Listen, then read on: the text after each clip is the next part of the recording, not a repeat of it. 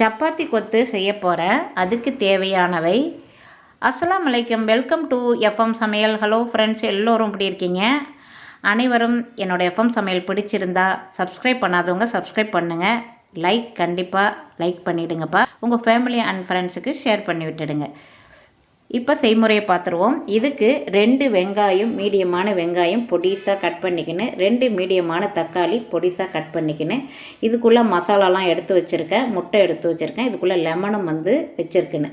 இப்போ கோதுமை பரோட்டா 3 எடுத்து வச்சுருக்கேன். அதுக்கு தேவையான அளவு தான் வெங்காயம், தக்காளிலாம் எடுத்து வச்சுருக்கேன். இந்த கோதுமை பரோட்டா நான் கட் பண்ணுறதில் கட் பண்ணிக்கிட்டேன். நீங்கள் மிக்சி ஜாரில் கூட கையால் பிச்சு ஒரு பல்சு விட்டால் போதும். அப்படி இல்லைன்னா நீங்கள் கட் பண்ணுறதில் கூட கட் பண்ணிக்கலாம். நீங்கள் கட் பண்ணி நல்லா அது ரொம்ப தூளாக ஆகிடக்கூடாது.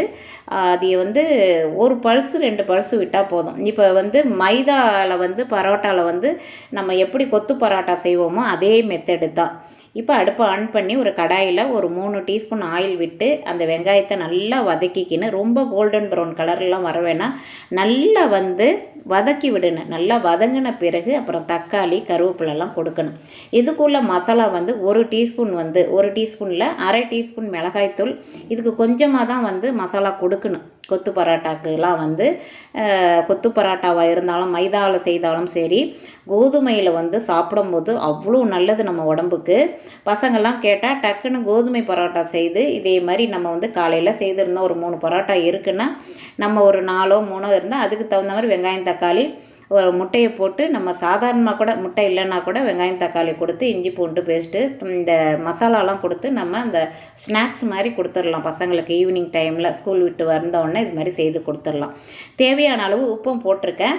இஞ்சி பூண்டு பேஸ்ட்டு 1 டீஸ்பூன் அளவுக்கு கொடுத்துருக்கேன். கொடுத்துட்டு நல்லா ஒன்று சேர்ந்த மாதிரி வதக்கின பிறகு கொஞ்சம் ட்ரை ஆகும். அதனால் ஒரு 3 டீஸ்பூன் அளவுக்கு தண்ணி விட்டுருப்பேன். தண்ணி விட்டு எதுக்குனாக்கா அந்த மசாலா கொடுக்க போகிறோம் அப்படிங்கிறதுனால ட்ரையாக ஆகிடும். அதனால் கொஞ்சம் தண்ணி விட்டுட்டு கலந்து விட்டுட்டு அப்புறம் மசாலா இந்த கொத்து பரோட்டாங்கும் போது அதுக்கு கொஞ்சமாக தான் நம்ம மசாலா சேர்க்கணும். அதிகமாக சேர்த்துடக்கூடாது. ஏன்னா அதிகமாக சேர்க்கும் போது மசாலா வாடை வரும், அந்த டேஸ்ட்டே மாறிடும்.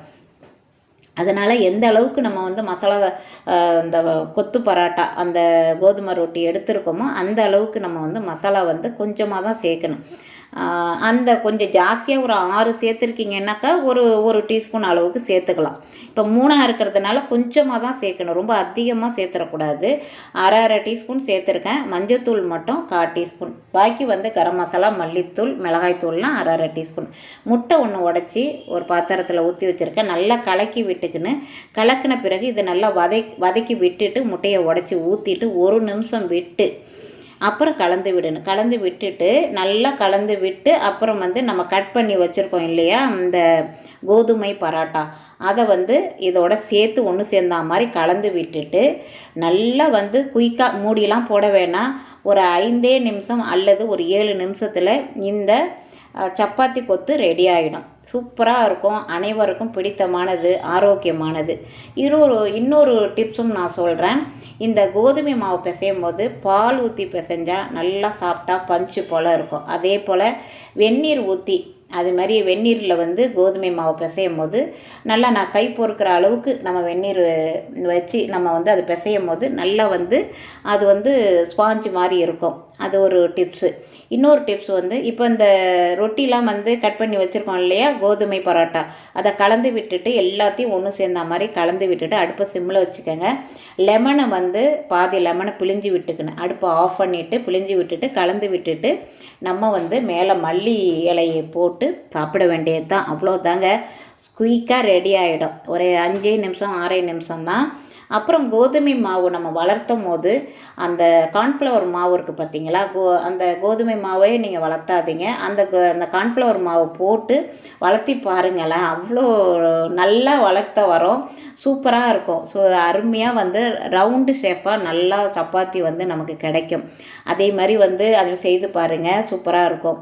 அப்புறம் நிறைய டிப்ஸு சொல்லிக்கிட்டே போகலாம். நிறைய கோதுமையில் இடியப்பம் செய்யலாம், கோதுமையில் பரோட்டா செய்யலாம், கோதுமை சப்பாத்தி செய்யலாம். இது மாதிரி ஆயில் இல்லாமல், கொஞ்சம் கூட ஆயில் இல்லாமல் நம்ம சப்பாத்தி செய்யலாம். நிறைய வெரைட்டிகள் கோதுமை நம்ம சேர்த்துக்கிறது ரொம்ப ரொம்ப நல்லது. ஒரு தட்டுக்கு மாற்றிட்டேன். இது வந்து ரசித்து ருசித்து சாப்பிட்ணும். அவ்வளோ மணமாகவும் சுவையாகவும் டேஸ்ட்டாகவும் அவ்வளோ சுவை டேஸ்ட்டு எல்லாம் ஒன்று தான். ஆனால் வந்து இந்த மெண்டு சாப்பிட்ணும். சாப்பிடும் போது நம்ம மெண்டு நல்லா ருசித்து சாப்பிடும் போது தான் அந்த செரிமானம் வந்து நமக்கு கொடுக்கும். அதனால் வந்து எந்த சாப்பாடு சாப்பிட்டாலும் மெண்டு தான் நம்ம வந்து சாப்பிடணும். அடுத்த சூப்பரான ரெசிபியுடன் உங்களை சந்திக்கிறேன். தேங்க்யூ ஃபார் வாட்சிங்.